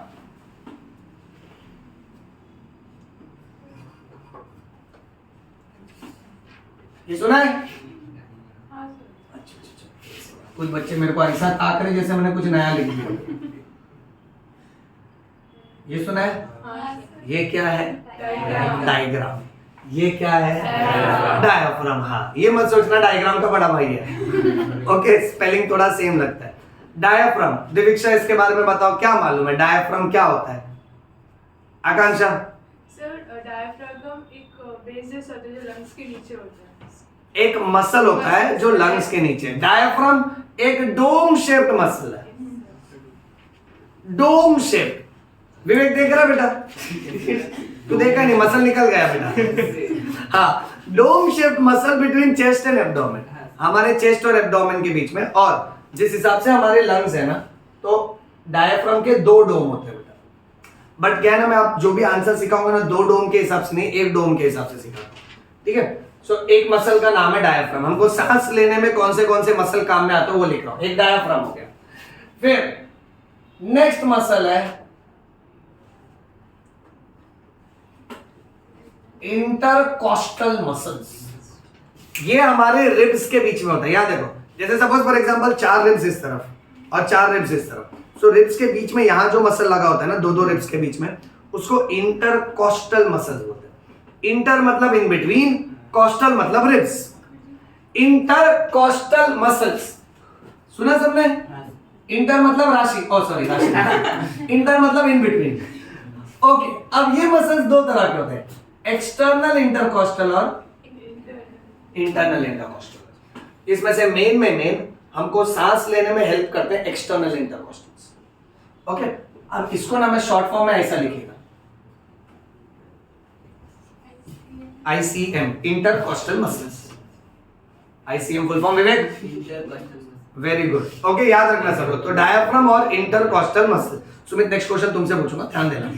ओके, अब इनहेलेशन के टाइम देखो नॉर्मल सिचुएशन कैसा है। Normally let's say suppose for example ये हमारे दोस्त का चेस्ट होने का बोलना होने का। ओके, अब ये चेस्ट, हम लोग इसका है ना मुंडी काट दिया, हाथ काट दिया और यहाँ से चेस्ट काट दिया, तो बॉक्स ले लिया इसका, तो नेक्स्ट बार ले लिया, बाद में जोड़ देगा, फेविक्विक से दे देगा वापस। ओके, अब डायफ्राम जो मसल है वो चेस्ट और एब्डोमेन के बीच में ऐसा डोम शेप। इमेजिन कर पा रहा है मेरा बेटा? शाबाश। अब ये ऊपर का एरिया चेस्ट, नीचे का एरिया एब्डोमेन। अब जब हम सांस अंदर लेते हैं ना, ओके, तो हमारी सांसों को कंट्रोल करने वाला केंद्र, the controlling centre is medulla, brain का ये पीछे वाला पार्ट। मेड्यूला मैसेज भेजता है तब हम सांस ले पाते। तुम ये जो हर सांस ले रहे हो ना, ये तुम लंग्स की बदौलत नहीं ले रहे हो, मेड्यूला की बदौलत। अब तुम बाहर किसी को बोलोगे ना, यार हम दिमाग से सांस लेते हैं, बोले एड़ा हो गया, इसको इतना भी नहीं मालूम, सांस फेफड़े से लेते हैं। राइट, लोगों का अलग बायोलॉजी चल रहा है, अपन कोर बायोलॉजी में घुस रहे बेटा। मेड्यूला मैसेज भेजता है डायफ्राम को। अब डायफ्राम जो मसल है, सब लोग यहाँ ध्यान से देखना। ओके, इस डायग्राम को मैं वापस से रिपीट कर रहा हूँ। ये डायफ्राम मसल, इसके फाइबर्स नीचे है। ये dome shape muscle, everybody look here, Aditya यहाँ ध्यान दे बेटा। ये डोम शेप मसल, इसके फाइबर्स जब खींचेंगे तो ये धीरे धीरे फ्लैट हो जाएगा। ओके, अब यहाँ देखना बेटा, तो डायफ्राम यहाँ आ गया। अब स्टार्टिंग में तुम क्या देख रहे हो कि इंस्पिरेशन में सबसे पहले क्या हुआ, डायफ्राम जो मसल है वो कॉन्ट्रैक्ट हुआ। एवरीबॉडी प्लीज लुक, मैं सारे स्टेप्स लिख रहा हूं, ठीक है? अच्छा, डायफ्राम कॉन्ट्रैक्ट होने की वजह से डायफ्राम मसल जो है अब वो कैसा हो गया, फ्लैट हो गया। अच्छा, ये ऊपर की जगह चेस्ट और ये एब्डोमेन, पहले चेस्ट के अंदर इतना ही डायमीटर था, अब डायफ्राम के फ्लैट होने की वजह से डायमीटर बढ़ गया। अच्छा, तो पहले मैं इजी इंग्लिश लिख रहा हूं, चेस्ट के अंदर जो वर्टिकल डायमीटर है वो बढ़ गया। अब इंग्लिश ग्रामर के हिसाब से वर्टिकल डायमीटर बोल दिया, बायोलॉजी के हिसाब से माउथ एंटीरियर होता है और एनस वाला एंड पोस्टीरियर होता है। सो एंटीरियर यानी ऊपर, पोस्टीरियर यानी नीचे, आगे वेंट्रल होता है, पीछे डोर्सल होता है। तो जब भी मैं वर्टिकल डायमीटर की बात करूंगा मैं एंटीरियर पोस्टीरियर डायमीटर बोलूंगा, और जब भी हॉरिजॉन्टल डायमीटर की बात करूंगा तब वेंट्रल डोर्सल बोलूंगा। ग्रामर सुनना एकदम ध्यान से बेटा। सो वर्टिकल डायमीटर बढ़ गया यानी एंटीरियर पोस्टीरियर डायमीटर बढ़ गया। अच्छा, अब इसी टाइम पे ICM भी कॉन्ट्रैक्ट करेगा, इंटरकॉस्टल मसल्स भी कॉन्ट्रैक्ट करते हैं। अब इंटरकॉस्टल मसल्स कैसे मालूम है बच्चों? जैसे तुम बैठे हो ना, ये तुम्हारा रिब्स घूम के आया 4 यहां से और ये 4 रिब्स घूम के आया, रिब्स के बीच में इंटरकॉस्टल मसल है। ये जब खींचेगा ना तो तुम्हारे रिब्स बाहर और ऊपर की तरफ आते हैं, यानी साइड व्यू में अगर मेरे रिब्स ऐसे हैं और ये मसल ने कॉन्ट्रैक्ट किया, जब मैं सांस लेता हूं ना तो मेरा रिब्स और चेस्ट बाहर और ऊपर की तरफ करते ना, तो चेस्ट राइज होता है ना बेटा, तो ये सारे रिब्स बाहर और ऊपर की तरफ आते हैं। ये मूवमेंट याद रखना, हिंदी में बोल रहा हूं, बाहर और ऊपर की तरफ। सो इंटरकॉस्टल मसल्स कॉन्ट्रैक्ट हुए तो इसके वजह से रिब्स आर पुल्ड बाहर और ऊपर। इमेजिन कर सकते हैं ना अपने चेस्ट पे, करेक्ट है बेटा? सो आउटवर्ड्स एंड अपवर्ड्स। अच्छा, अब साइड व्यू में देखो, जो रिब्स अंदर की तरफ थे, अब जब चेस्ट राइज हो रहा है, ये रिब्स बाहर और ऊपर की तरफ आ रहे हैं, तो ये डायमीटर बढ़ रहा है हॉरिजॉन्टल वाला। तो मैं अब नेक्स्ट पॉइंट पे ये लिखूंगा कि भाई चेस्ट के अंदर हॉरिजॉन्टल डायमीटर भी बढ़ रहा है, और हॉरिजॉन्टल डायमीटर को हम लोग बोलेंगे, अच्छा एनसीईआरटी की लाइन ले लेते हैं, डॉर्सोवेंट्रल डायमीटर। क्या बोल रहे हैं इसको? अच्छा, अब ये होने से चलो फिजिक्स लगाते हैं ओवरऑल। तो चेस्ट के अंदर वर्टिकल डायमीटर भी बढ़ गया, हॉरिजॉन्टल डायमीटर भी बढ़ गया। पहले चेस्ट जो छोटा था, अब डायफ्राम के फ्लैट होने की वजह से ऐसे बढ़ गया, और इंटरकॉस्टल मसल्स ने चेस्ट को ऐसे भी बढ़ा दिया। Okay, pressure is equal to force upon area. अब हमने क्या नोटिस किया कि inside the chest area increases. अच्छा, एरिया इंक्रीज हो रहा है, वॉल्यूम भी इंक्रीज होता है। अब एरिया जब बढ़ेगा तो प्रेशर कम होएगा, इसीलिए इनसाइड द चेस्ट, सब लोग ध्यान से देखते हैं, there is low pressure. Pressure कम हुआ, इनवर्स प्रोपोर्शन है ना। अच्छा, तो अब चेस्ट के अंदर लो प्रेशर, यहां मैं लिख देता हूं लो प्रेशर, और चेस्ट के बाहर high pressure. So air will go from area of higher pressure to lower pressure. यहां मेंशन कर देते हैं, outside the chest there will be high pressure. So last point says that air will travel from higher pressure to lower pressure. और lower pressure chest के अंदर है, तो हम लोग गैस ऑटोमेटिकली सक इन करते हैं। इसको इनहेलेशन और इंस्पिरेशन बोलते हैं। इसका पूरा उल्टा चलाओ यहाँ पे। पॉइंट नंबर 1, वहां डायफ्राम कॉन्ट्रैक्ट हो रहा था, यहाँ पे डायफ्राम रिलैक्स होगा। नेक्स्ट, वहां डायफ्राम जो था फ्लैट हो गया था, यहां वापस से कौन सा शेप हो जाएगा? डोम शेप का हो जाएगा बेटा। पॉइंट नंबर 3, वर्टिकल डायमीटर बढ़ रहा था वहां पे, यहां वर्टिकल डायमीटर कम हो जाएगा ना बेटा, यानी एंटीरियर पोस्टीरियर डायमीटर कम हो जाएगा। मेरा बेटा आंसर करते जाना। अब इंटरकॉस्टल मसल्स यहां क्या करेंगे? रिलैक्स करेंगे। अच्छा, इसकी वजह से रिब्स आर नाउ पुश। अब आउटवर्ड्स का ऑपोजिट हो जाएगा इनवर्ड्स।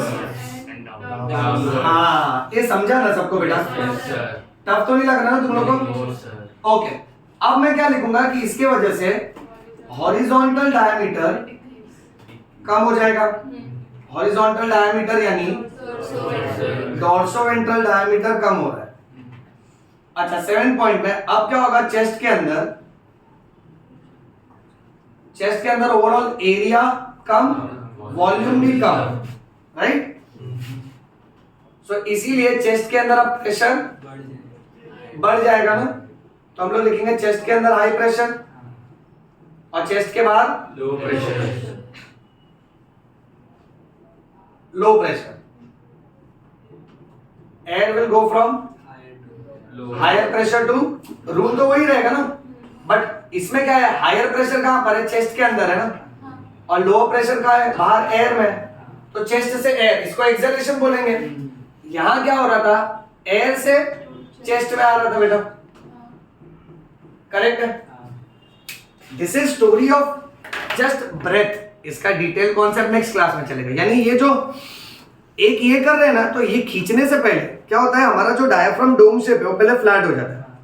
फ्लैट होने की वजह से चेस्ट का वर्टिकल डायमीटर बढ़ता है, बट ये भी मत भूलना, डायफ्राम को फ्लैट होने के लिए मेड्यूलर नर्व से मैसेज भेजता है, भाई तू फ्लैट हो, समझे? अच्छा, तब ये फ्लैट हुआ तो वर्टिकल डायमीटर बढ़ गया। अच्छा, फिर इंटरकॉस्टल मसल्स रिब्स को बाहर और ऊपर खींचेगा, तो हॉरिजॉन्टल डायमीटर भी बढ़ गया। अब चेस्ट के अंदर वर्टिकल और हॉरिजॉन्टल डायमीटर बढ़ गया, तो चेस्ट के अंदर एरिया और वॉल्यूम बढ़ गया, और एरिया और वॉल्यूम बढ़ जाने की वजह से चेस्ट के अंदर प्रेशर कम हो जाएगा। अब चेस्ट के अंदर लो प्रेशर है, बाहर एटमॉस्फेयर में हाई प्रेशर है, so gas is automatically sucked in from the air inside the chest. Remember the रास्ता, so it goes from nostrils, pharynx, larynx, trachea, bronchus, bronchioles, alveolus, वहां तक पहुंचता है। फिर उस alveolus में गैस एक्सचेंज होता है, ऑक्सीजन कार्बन डाइऑक्साइड एक्सचेंज होगा। जैसे ही कार्बन डाइऑक्साइड ज्यादा से ज्यादा लोड हो गया with other mixture of gases, फिर क्या होता है? मेडुला मैसेज भेजता है कि डायफ्राम अब तू रिलैक्स हो जा, तो फ्लैट डायफ्राम वापस से डोम शेप होगा, तो चेस्ट का जो वर्टिकल डायमीटर था कम होगा। इंटरकॉस्टल मसल्स रिलैक्स करते तो रिब्स जो बाहर आया था वो अंदर आ जाएगा। तो हॉरिजॉन्टल डायमीटर भी कम हो जाएगा। अब चेस्ट के अंदर का एरिया कम हो गया, एरिया और वॉल्यूम कम हो जाने की वजह से चेस्ट के अंदर प्रेशर बढ़ेगा, और जैसे ही चेस्ट के अंदर प्रेशर बढ़ेगा, air will go from higher pressure to lower pressure. So now it will start moving from alveolus, bronchioles, bronchus, trachea, larynx, pharynx, nostrils out. And that is how what we do is one breath. But उसके पीछे mechanism देख रहे हो सब लोग। अब अगली class में ना हम लोग क्या बात करेंगे मालूम है? ये तो ऑक्सीजन सिर्फ एल्वियोलस तक पहुंचा है हमारे, अब उधर से किधर किधर जाएगा ना, अवस्थी सर बॉडी के अंदर तुमको पूरे जर्नी पर ले चलेंगे। इतना समझा? चलो इसका फोटो क्लिक कर लो बेटा।